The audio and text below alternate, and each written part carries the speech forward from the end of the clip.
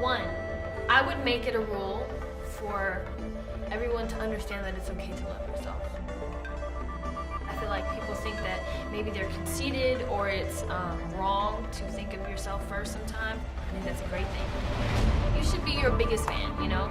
You should look in a mirror and be like, dang, girl, you look good. You should like pump you up the most.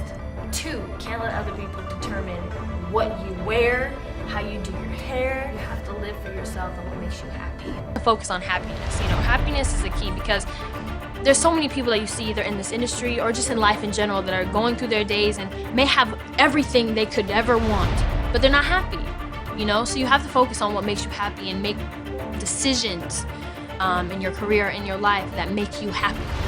Three, it's a personal thing, you know? It's if I try to take the world out of it, and it's not about proving anything to the world, but it's really about getting better as an artist and being more in touch with where I can go and how I can do it. And I just try to kind of keep it internal because that's a much happier place to work from when you're working just to prove yourself that you can do it, you know? I was really, really shy. Like, I was so shy that my parents literally went to seminars about dealing with shy kids. I still had a passion for all things involving the arts. Singing, dancing, acting, I just was drawn to it. So it was really hard for me to love it so much, but also be so afraid and shy to do it. I've had my own red carpet moments that listen, I wouldn't take it back though, because you gotta live and you gotta learn, you know, and that's okay. Okay, now this can sound negative, but I'm a little bit of a control freak.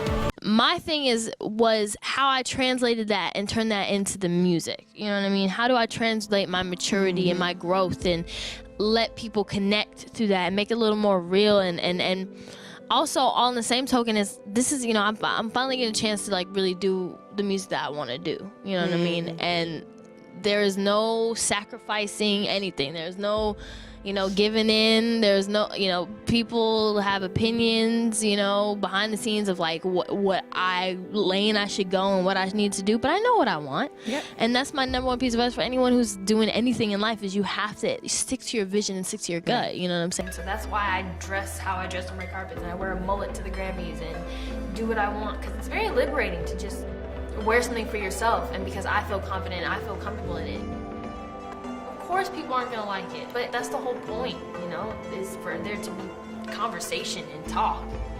If I didn't dress the way I dressed or wear my hair the way I wanted to because people told me that they didn't like it, I would be boring, and I wouldn't be on the cover of this magazine because no one would care. I would never experiment, and I'd never find my confidence, so I would just have a rule that you have to live for yourself. What makes you happy.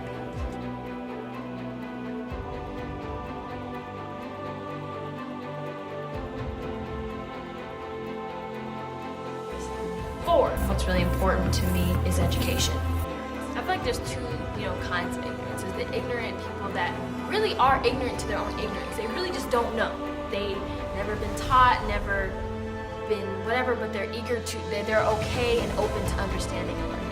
And then there's just the type of ignorant where people just are ignorant to their own ignorance and just don't want to learn and they don't want to know anything and they'd rather live in their little bubble. I'd pop that bubble. You can't be stuck in your wave. Time of change.